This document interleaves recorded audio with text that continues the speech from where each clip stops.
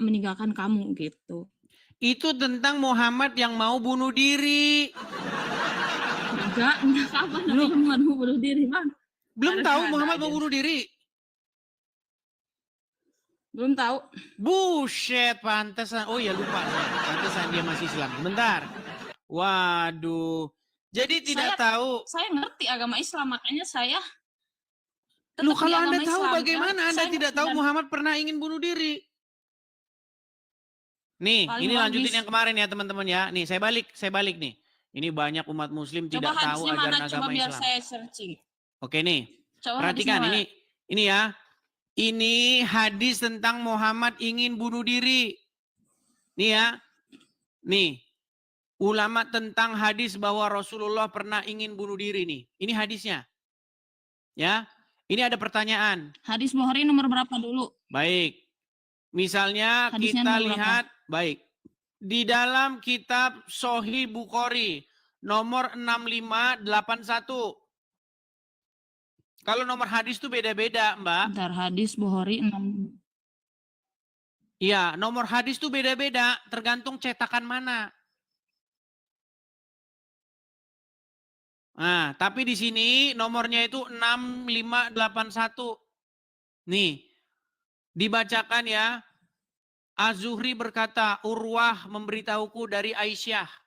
Semoga Allah meridhoinya. Yang berkata bahwa wahyu terhenti untuk beberapa waktu. Hingga Nabi SAW bersedih. Menurut kabar yang sampai kepada kami, sampai pada titik kesedihan yang membuat beliau berkali-kali pergi karena ingin bunuh diri dengan cara melompat dari puncak gunung. Muhammad tuh sempat mau bunuh diri. Aduh, nggak percaya. Karena apa? Selidik punya selidik, telusur punya telusur. Sebenarnya karena Warokah meninggal. Ketika Warokah bin Naufal meninggal, wahyu tidak datang-datang. Tidak berhenti wahyu itu tidak turun. Akhirnya Muhammad pusing, dia sedih, dia ingin bunuh diri. Nah, menurut hasil penyelidikan saya, tentulah itu karena selama ini wahyunya berasal dari Warokah bin Naufal. Seorang Nasrani yang mengerti kitab-kitab terdahulu. Nih, setiap kali beliau naik ke puncak gunung untuk melemparkan dirinya, Jibril menampakkan diri dan mengatakan, wahai Muhammad, sesungguhnya engkau betul-betul Rasulullah. Nah ini. Muhammad sempat mau bunuh diri, Mbak Muhammad. Muhammad Nazir. Sekarang percaya? Iya, tapi di sini kan Bang, coba di sini kan ada redaksi hadisnya nih. Coba tunjukin menurut kabar, agak burem. Kabar yang sampai, kelihatan nggak? Agak burem. Menurut kabar yang sampai kepada kami, berarti itu tuh berarti ada redaksi Nabi Muhammad ingin bunuh diri. Itu tuh cuman kabar aja, Bang. Cuman kabar. Terus Muhammad memerintahkan ini tuh bukan kabar. Waduh, kabar itu bukan kabar apa? Apa sih arti hadis? Arti hadis tahu nggak apa? Hadis itu artinya apa? Arti hadis itu nggak saya tanya. Arti hadis itu apa? Perkataan. Iya, hadis itu artinya kata-kata, berita, kabar, informasi. Itu hadis itu. Riwayat. Tapi kan di sini, Bang, di sini kan ada nih ya penjelasannya. Penambahan redaksi itu bukan berasal dari Aisyah. Nah inilah kalau hadis yang bikin bangkrut, kalau hadis yang bikin rugi, sama mereka dipalsu-palsui. Nih saya tunjukin saja ya hadisnya ya. Nih, itu hadis itu ada di dalam Sahih Muslim, Sahih Bukhari ya, ada semua itu hadis-hadis. Itu jelas sekali hadisnya. Ya. Nih, hadis tentang Muhammad ingin bunuh diri ada. Tapi menurut Syekh Az-Zuhri, Beliau mengatakan bahwa ketiga, kabar dari Az-Zuhri atau selain dia tidaklah diterima karena status sanad dari hadis ini adalah terputus sejak dari perawi pertama, Bang. Iya, Gitu. itu adalah salah satu upaya umat muslim. Pokoknya gini, kalau hadis bikin rugi, bilang sanadnya terputus. Bilang tidak sahih, bilang ini pelupa. Sekarang saya mau tanya, lebih pinteran, apakah Bukhari termasuk orang-orang yang tidak paham hadis? Gini Mbak, Muslim itu akui nggak bahwa Bukhari itu orang yang pinter hadis? Ya. Oke. Sudah masuk belum dalam kitabnya dia itu, kitab Sahih Bukhari?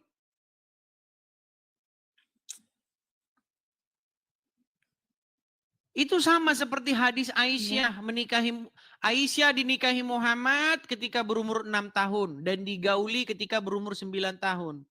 Sama umat muslim zaman sekarang, itu akan dipalsu-palsukan. Iya. Karena bikin rugi. Tapi Bang, kalau lihat dari, bentar dulu. Kalau dilihat dari konteks zaman itu, memang udah lazim perempuan dinikahi di usia seperti itu. Oke, siapa orangnya yang jadi menikahi anak umur segitu? Mengapa disebut lazim? Banyak. Coba sebutkan aja, satu orang. Raja-raja Romawi. Raja Romawi di zaman Muhammad. Iya. Coba masyarakat di tengah-tengah kota Mekah, di tengah-tengah kota Madinah. Kalau memang tadi Mbak Muhammad mengatakan itu adalah hal yang lumrah dan lazim, sebutkan satu orang di zaman Muhammad yang seperti Muhammad menikahi anak di bawah umur. Siapa namanya? Mana literaturnya? Bentar. Ada di mana? Itu adalah syubhat atau jawaban yang digembar-gemborkan untuk membela Muhammad mati-matian. Pada zaman itu sudah lumrah. Ngarang. Mana? Siapa orangnya? Umur 6 tahun itu baru masuk kelas 1 SD. Masih ingusan, meler masihan ini. Masih begitu-begitu. Bahkan Aisyah itu masih main boneka-bonekaan. Aisyah itu masih main boneka. Ada hadisnya.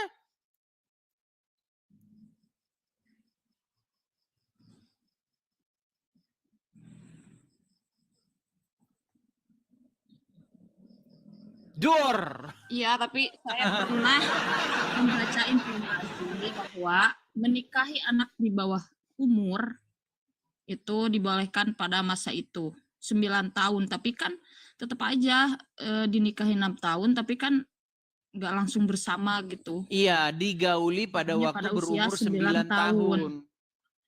Nah, apakah 9 tahun? Pada usia 12 tahun. 12 tahun, 9 tahun. Tapi ada ini hadis dari Coba mana hadisnya? Kalau ada hadisnya yang mengatakan Aisyah digauli umur 12 tahun, saya lompat dari Monas. Mana hadisnya? Tunjukin. Tidak ada hadis yang bilang begitu, Mbak. Aduh, janganlah menebar kebohongan. Walaupun di dalam ajaran agama Islam itu boleh berdusta dalam 3 hal, tolong jangan dipraktekin di sini. Ya tapi kan Bang, walaupun dibolehin berbohong, tapi itu logis loh. Kan sekarang ada 3, saya tahu. Oke, apakah Muhammad begini Mbak, menurut orang Islam, Muhammad itu gelarnya Al-Amin, bener nggak? Betul. Apa itu Al-Amin? Orang yang dapat dipercaya.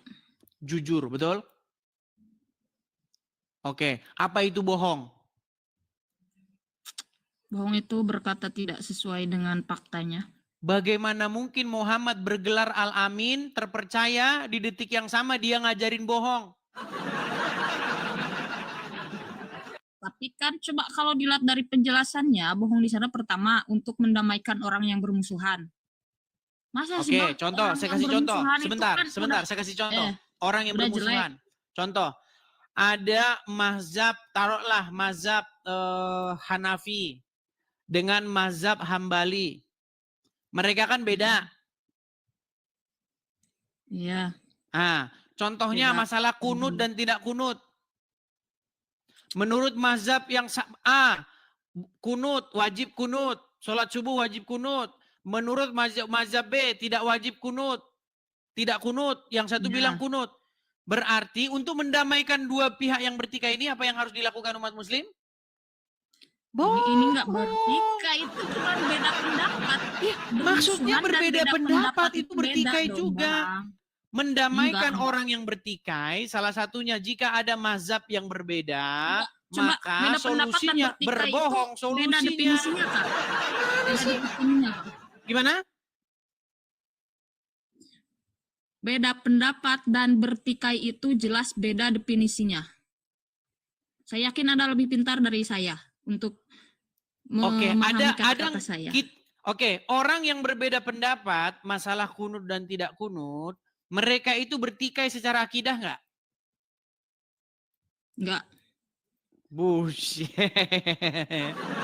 Iya, Oke itu lah. cuma syariat doang. Kan? Oke lah. Islam itu ada fikih itu Baik. syariat. Kalau akidah enggak Baik. bertengkar, semuanya Coba sama buka. pendapat. Oke, coba Mbak Muhammad Nazir, coba buka Quran surat Al-Ahzab ayat yang ke-70.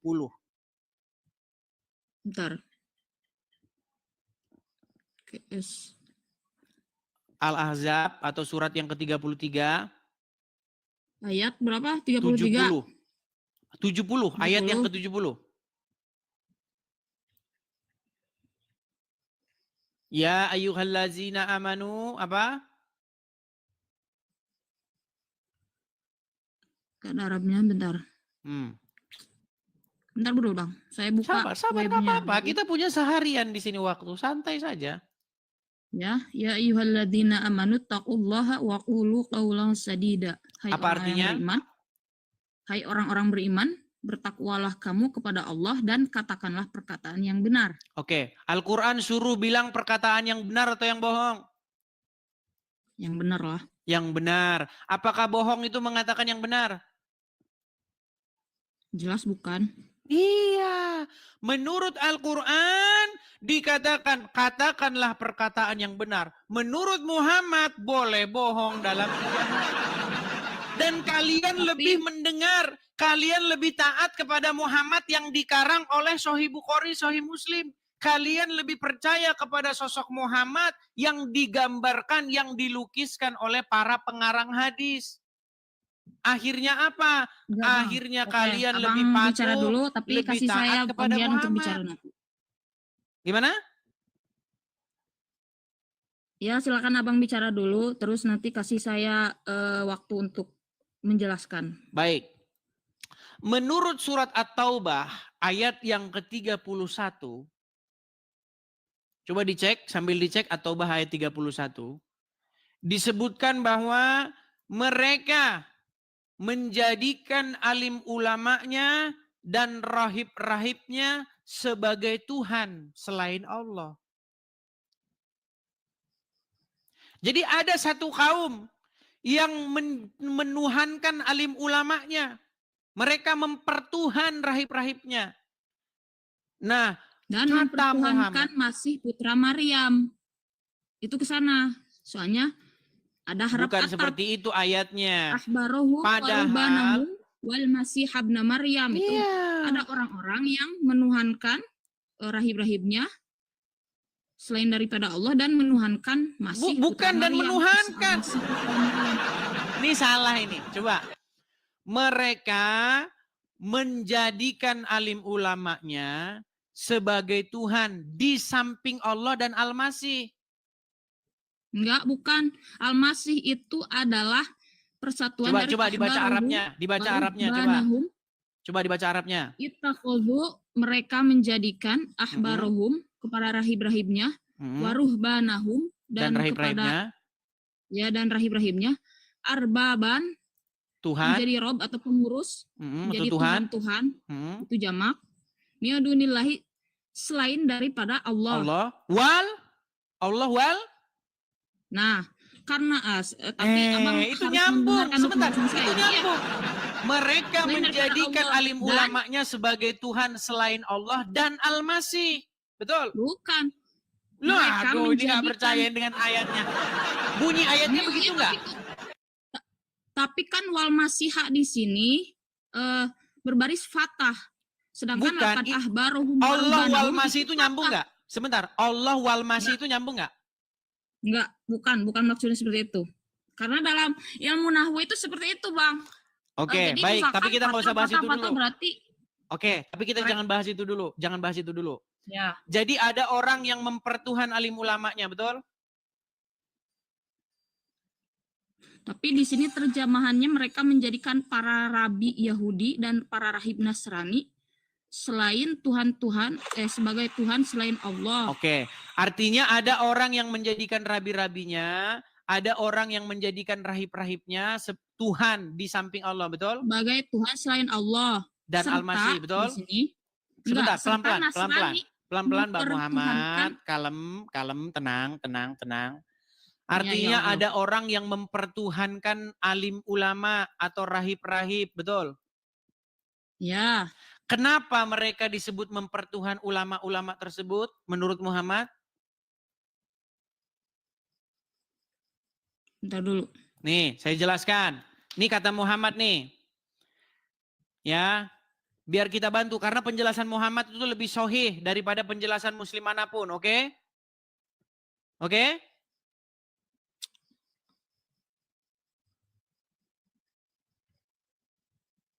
Nih, sebentar. Di dalam tafsir Ibnu Katsir, Muhammad menjelaskan ayat ini. Perhatikan ya, saya bantu. Nanti inilah bukti umat Islam sudah mempertuhan Muhammad nih. Perhatikan. Enggak. Lihat ya. Saya enggak Surat setuju. At-Taubah ayat 31. Perhatikan. Orang-orang Yahudi berkata, Uzair putra Allah. Dan orang-orang Nasrani berkata, Al-Masih putra Allah. Demikian itulah ucapan mereka dengan mulut mereka. Mereka meniru perkataan orang-orang kafir yang terdahulu. Dilaknati Allah lah mereka. Bagaimana mereka sampai berpaling. Mereka menjadikan orang-orang alimnya dan rahib-rahib mereka sebagai Tuhan selain Allah. Dan juga mempertuhankan Al-Masih dan seterusnya. Nih ya. Nih, nanti Muhammad menjelaskan ayat ini. Perhatikan. Adalah seseorang yang bernama Adi ibn Hatim. Perhatikan ya. Nih. Webnya apa, Bang? Webnya apa sih? Nih Itu tafsir nama-nama Ibnu itu. Katsir. Tafsir Ibnu Katsir. Ya. Nah, di sini apa yang dikatakan Muhammad? Perhatikan. Pernah ada seorang yang memprotes ayat ini. Bentar ya. Perhatikan. Saya kasih tunjuk ada orang yang pernah datang kepada Muhammad bertanya tentang ayat ini. Nih, lihat ya. Coba Mbak Muhammad Nazir, saya bacakan saja dari sini. Percayalah sama saya tidak mungkin mengada-ngada Mbak. Nanti bisa Anda cek. Sudah? Tolong lihat kemari. Oke, lihat ya. Nih. Bahwa sampai kepadanya dakwah dari Rasulullah. Sampai kepada Adi ibn Hatim. Ya. Ia lari ke negeri Syam. Sejak zaman jahiliyah, ia telah masuk agama Nasrani. Kemudian saudara perempuannya ditahan bersama sejumlah orang dari kaumnya. Lalu Rasulullah menganugerahkan kebebasan kepada saudara perempuan Adi ibn Hatim yang memberinya hadiah. Makasih. Nih, saudara perempuan Adi ibnu Hatim kembali kepada saudara laki-lakinya dan menganjurkannya untuk masuk Islam dan menghadap kepada Rasulullah Shallallahu Alaihi Wasallam. Akhirnya Adi datang ke Madinah. Dia adalah pemimpin kaumnya, yaitu kabilah Tayyi, dan ayahnya yaitu Hatim At-Tayyi terkenal dengan kedermawanannya. Maka orang-orang Madinah ramai membicarakan kedatangan Adi ibn Hatim yang mau masuk Islam. Nah, kemudian Adi masuk menemui Rasulullah. Sedang pada leher Adi tergantung salib yang terbuat dari perak. Saat itu Rasulullah sedang membacakan firman-Nya. Nih, Muhammad lagi baca At-Taubah 31. Mereka menjadikan orang-orang alim dan rahib-rahib mereka sebagai Tuhan selain Allah. Kemudian Adi melanjutkan kisahnya bahwa ia menjawab, sesungguhnya ya Rasulullah, mereka tidak menyembahnya. Rasulullah bersabda, tidak. Sesungguhnya mereka mengharamkan hal yang halal bagi para pengikutnya dan menghalalkan yang haram bagi mereka. Lalu mereka mengikutinya. Yang demikian itulah ibadah mereka kepada orang-orang alim dan rahib-rahib mereka. Nih ya. Kemudian Rasulullah bersabda, hai Adi, bagaimanakah pendapatmu? Ini singkat cerita dia masuk Islam. Jadi kata Muhammad, orang menuhankan alim ulamanya ketika mereka lebih patuh kepada alim ulamanya ketimbang patuh kepada Allah. Contohnya, ulama bilang darah halal, padahal Allah bilang darah haram. Jadi ketika ulama mengharamkan yang halal atau menghalalkan yang haram, umat lebih taat kepada ulama itu. Nah, inilah yang dilakukan oleh umat muslim sekarang. Menurut Al-Quran surat Al-Ahzab ayat 70, ya ayyuhallazina amanu, wahai orang-orang yang beriman, katakanlah perkataan yang benar. Tapi kata Muhammad, boleh bohong. Dan umat muslim lebih patuh, lebih taat kepada Muhammad ketimbang kepada Allah. Makanya saya bilang, kalian sudah mempertuhan Muhammad menurut penjelasan Muhammad sendiri. Loh, Muhammad bilang, kalau ada seseorang yang mengharamkan yang halal atau menghalalkan yang haram, kalian lebih ikuti itu ketimbang ikuti Allah. Itulah penyembahan kalian. Itulah ibadah kalian kepada mereka.